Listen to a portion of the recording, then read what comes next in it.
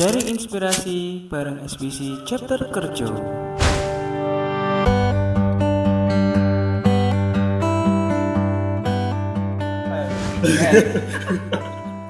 Oke, ini sudah dilihat ekspektasi dan sempat ini diterima apa enggak ya? Ini kan termasuk kayak menu baru. Ternyata alhamdulillah kayak respon-respon teman-teman yang sudah ngicipi itu kok semuanya itu repeat order.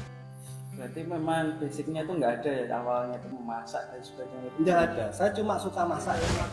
dalam kurun waktu 1 sampai 2 tahun itu kan langsung perkembangannya langsung Belum ada, ini mungkin 7 bulan. nah 7 bulan Pak. Iya. Sangat luar biasa kisahnya.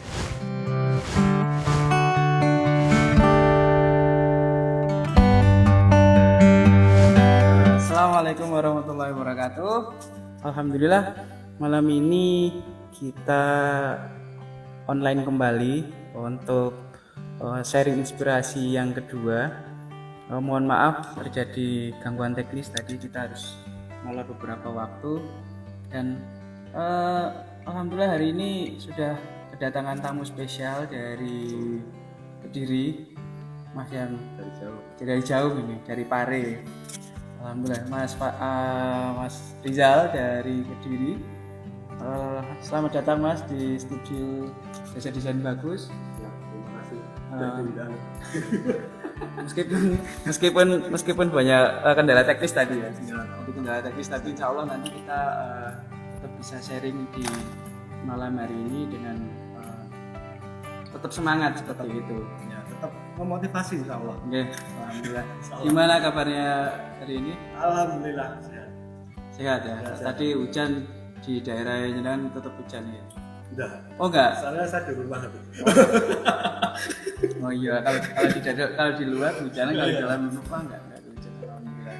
Amin. Oke, malam ini kita akan sharing berkaitan tentang kisah dari Mas Rizal dalam mengembangkan usahanya yang di sini beliau berfokus untuk di bidang kuliner ya, dengan produknya bernama Osreng, ayam laos Osreng ya. Nah, itu nanti kita akan sharing-sharing berkaitan seperti itu dan selalu kita akan berkenalan dulu dengan Mas Rizal.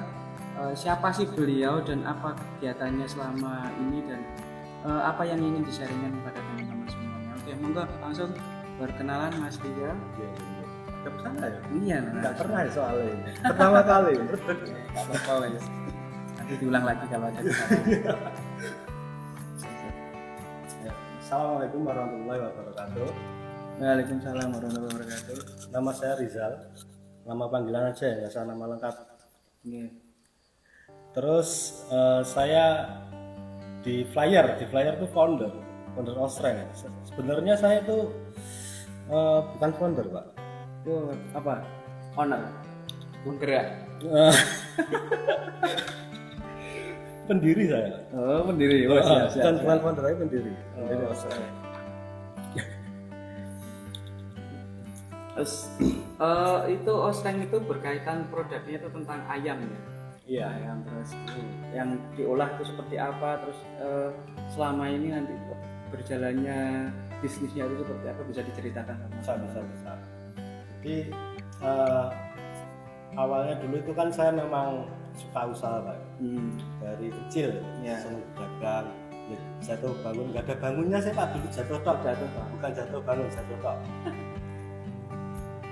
Tapi ya tetap aja namanya passion ya, pengen punya usaha, walaupun saya dulu pernah bekerja, ya. ngajar, ada di suatu lembaga, tetap aja saya pengennya buka usaha, pengen punya usaha dan lain sebagainya. Terus akhirnya selama pandemi itu benar-benar apa ya, terus bikin lulu lantah lah pokoknya. Membutuhkan bantuan. Iya, kayak pekerjaan saya itu tinggal, saya kan ngajar privat. Itu ada 10 tempat, kira-kira 10 tempat. Selama pandemi itu tinggal 3 tempat. Benar-benar aduh. Terus belum lagi musibah juga, banyak musibah yang tidak bisa saya ceritakan di sini. Banyak sekali musibah. Tenang. ya. Enggak, sama ketawa. Terus. Setelah itu ya tetap ya namanya mungkin jiwa pengusaha lah ya, harus tetap harus bergerak, mau nggak mau harus keluar dari musibah ini. Kita harus melawan pandemi lah pokoknya ya. Akhirnya bisa coba-coba nyari usaha mana yang cocok, mana yang menurut saya bagus, dan ketemulah Osreng ini sebenarnya ini Pak, bukan menunya ya, menunya itu dari YouTube Pak. Saya setelah pandemi itu saya kok seneng lihat orang-orang masak, chef itu di YouTube saya lihat, terus muncullah menu ayam Laos. Menu ayam Laos kok kelihatannya enak, gambar tuh kelihatannya enak. Saya tak suruh masak, ya alhamdulillah ternyata memang satu keluarga itu cocok. Akhirnya ya gimana sih caranya ini biar bisa menjadi usaha saya, akhirnya sampai sekarang. Berarti dari keterpurukan akhirnya pengen membuat sebuah produk yang memang di googling, dicari referensinya itu menarik dan bisa dilakukan, bisa dikerjakan, dan ternyata hasilnya memang di luar perkiraan, malah istilahnya lebih enak gitu dan layak untuk dikonsumsi untuk orang lain. Dan sebenarnya sedikit di luar ekspektasi Pak ya, soalnya kayak ayam Laos itu masih jarang di sini. Kalau ayam memang banyak sih ya, kayak ayam geprek, KFC itu pinggir jalan banyak. Kayak ayam Laos ini bisa nggak ya? Tidak kita. Iya. Terus. Ini mic ini. Saya pikir apa ini? Ini sudah di luar ekspektasi dan sempat ini diterima apa enggak ya? Ini kan termasuk kayak menu baru. Ternyata alhamdulillah kayak respon teman-teman yang sudah nyicipi itu kok semuanya itu repeat order. Jadi ya bisa alhamdulillah. Akhirnya insya Allah saya tekuni sampai sekarang, sampai nanti. Berarti memang prinsipnya itu nggak ada ya awalnya itu memasak dan sebagainya? Nggak ada, saya cuma suka masak gitu. Cuma nggak jago banget. Ya resepnya yang menemukan ibu saya. Cuma referensi tadi itu kayak kan ayam ungkep biasa sebenarnya, itu lauknya ditambahi coba. Jadi rasa lauknya lebih kerasa gitu. Iya. Berarti sangat inspiratif banget ya. Jadi dari pandemi terpuruk ke ujiannya bertubi-tubi, akhirnya dari pekerjaan juga menjadi istilah berpengaruh juga. Akhirnya mencari jalan keluar, cari solusi gimana biar tetap bertahan dengan apa yang ada di dalam dirinya. Mas Rizal ini dengan kemampuan suka memasak, suka dari hobinya suka memasak, suka aja Pak. Suka ya, tapi kan dikonsumsi sendiri gitu. Dan alhamdulillah dengan minat dan bismillah untuk mencoba hal yang baru di luar kenyamanan istilahnya. Kita keluar dari zona nyaman, akhirnya ternyata bisa membuat produknya sampai sekarang ya. Kalau nggak salah kan kemarin ada rencana untuk membuka stand, buka warung ya. Iya. Berarti kan dalam kurun waktu 1 sampai 2 tahun ini kan langsung perkembangannya langsung belum ada, ini mungkin 7 bulan. Nah, 7 bulan Pak. Iya. Sangat luar biasa kisahnya.